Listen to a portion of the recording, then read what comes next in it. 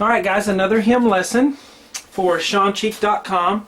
This hymn is My Faith Looks Up to Thee. And make sure you download the PDF for this on the website. All the lessons have downloads where you can have your own sheet music there. So let's hear a little bit of this one, then we'll start to learn it.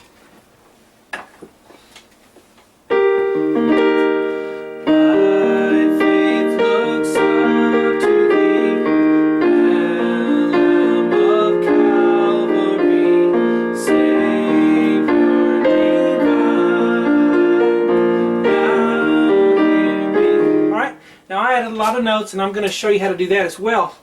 Hello, I'm Sean Cheek. Welcome to my sight reading lessons on SeanCheek.com. At this moment, there are 132 sight reading lessons. Take you from very beginner to late intermediate, and it's not just how to know what the notes are. It's how to sight read well, how to see the patterns in the music, and to sight read quickly, to transfer the information on the page to the keyboard effortlessly. Alright? I know a lot of you would like to be able to do that. Well, there's a lot of things that people do in their younger years that they skip over, and that's why they're bad sight readers. So I try to retrain your brain for that stuff. But let's look at this hymn here. In part one here, we're going to learn the notes here, and I'm going to assume that you can read music already. If you cannot read music, you need to do my very beginner sight reading lessons on SeanCheek.com, and then you can graduate to something like this. So I'm going to assume you can read music a little bit already. Now, I zoomed in so much you can't see the key signature, but we have 3 flats. So that tells us B, E, and A are automatic flats.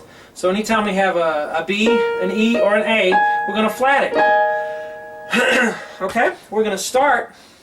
I'm going to just hit the camera. I want to make sure I didn't knock it out of focus. No, it looks good. Alright, wouldn't want to keep going and have the camera off on the wall or something. Alright, so 3 flats. We're going to start with, let's do the left hand first, because left hand is what most people have trouble with, okay? And these hymns are great sight reading tools. Even if you're not into the religious spiritual part of hymns, just the musical value of them by themselves is wonderful, because you have almost a different chord on every syllable, and it forces you to really read, and they're not too complicated a lot of times. So alright, so we have 2-2 time signature. Now whenever, I'm going to admit something to you, whenever you have 2-2, you're supposed to count in 2, and the half note gets the beat and everything. But what I tend to just go ahead and think in 4-4 and just play it a little faster. 1, 2, 3, 4, 1 and 2 and 3, 4.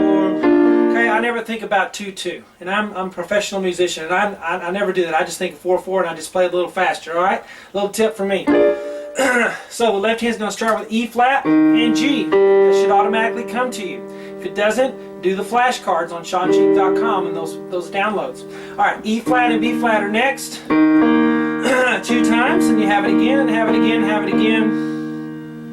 Let's keep going. Then we're going to have a B flat octave. So B flat octave there, and 2 more. B flat, pretty simple so far, huh? And then we go back to the E flat fifth, E flat, B flat. Then we're going to change to F, B flat, and then A natural. That's a natural sign, don't flat it. It would have been flat because of the key signature. So F natural, A natural, and then B flat octave again, and then the last, this actually starts the next phrase, but E flat and B flat together. Now that ledger line is an E flat. So another good things about hymns is you'll have ledger lines, and people are weak reading those sometimes. Remember, a middle C would be on that first ledger line, so the second one is an E flat. So 2 E flats there, okay? Now, let's look at the right hand, then we'll try to put them together. E flat, and then it has 2 stems, right? You wonder why that is? Because the alto and the soprano and alto are both singing in E flat. So because the stems up are soprano, stems down are alto. Alright, so that's why it's that way. And then E flat and G together. Alright, and then G and B flat together. G and B flat again. And then down to F and A flat. And then E flat and G. Now my fingering, I'm going 1, 1, 2, 2, 4, 2, 4, 1, 3, 2, 4. That's what I'm doing. You can do something else if you want. D and F, F and A flat right there, F and A flat again, E flat and G, D and F, and then E flat and G together, and D and F, and then we're going to go up to E flat and C together, and then come down to D and B flat. 2, 3, 4, and that last measure starts the new phrase, G and B flat together, and then down to E flat and G, F and A flat.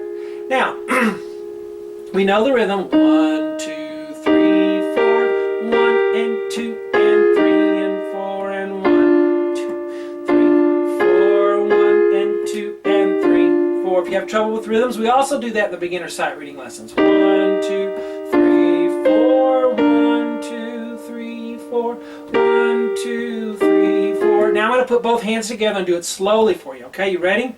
Ready and go. 1, 2, 3, 4, 1 and 2 and 3, 4, 1, 2, 3, 4, 1 and 2 and 3, 4, 1, 2, 3, 4, 1, 2, 3, 4, 1, 2. Notice that tenor and the alto have the same note.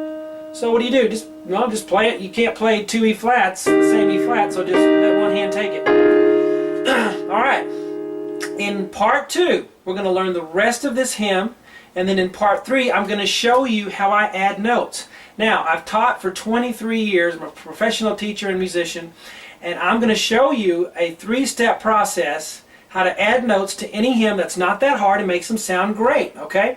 I did that on the last hymn. I'm going to continue explaining that a little more on this hymn and on the following hymns. Hope you guys enjoy it.